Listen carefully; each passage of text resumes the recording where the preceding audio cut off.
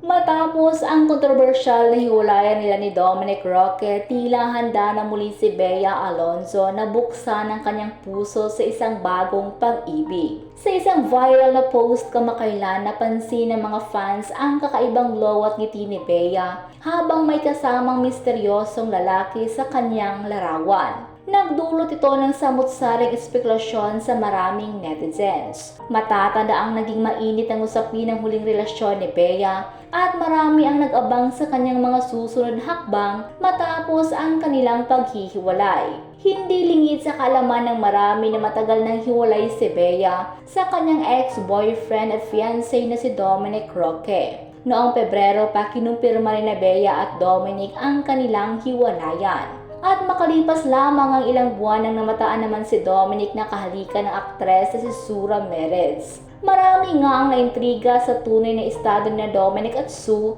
at marami ang nagsasabi na pinalitan umano ni Dominic si Bea na mas bata. Ngunit kasabay ng viral kissing video ni Dominic at Sue, napansin nga ng maraming netizens ang biglang pagpo-post ni Bea ng isang larawan kasamang isang lalaki.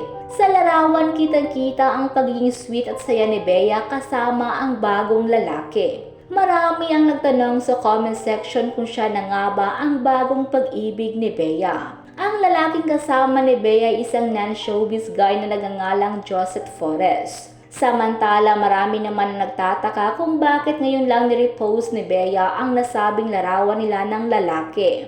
Kung bibisitahin kasi ang Instagram account ito, 4 weeks ago pa nito ipinost ang larawan nila ni Bea na kuha sa isang party. Tanging smiley emoji lang din ang caption ng lalaki sa larawan nila ni Bea. Dahil sa detaling ito, maraming netizens nga ang nagsabing mukhang gusto lamang daw ni Bea na magpapansin. At kaya umano ngayon ito lang ipinost ang larawan nila ng lalaki ay para hindi raw siya magbukhang kawawa. Muli kasing umulan ng kwento sa netizens na kawawa raw si Bea dahil mukhang ipinagpalit na naman siya sa mas bata sa kanya. Samantala, dahil sa pagpo-post nga ni Bea ng larawan kasamang isang lalaki, ilang netizens ang nagkomento na tila hindi raw siya nabubuhay na walang bagong lalaki. Matatanda ang bukod sa lalaking kasama niya ngayon, una na rin napaulat na karelasyon ni Bea ang Pinoy-British na si Michael Needham na ngayon ay nalilink kay Miss Universe 2018 Catriona Gray. Sa ngayon wala pa namang pahayag si Bea hinggil sa issue.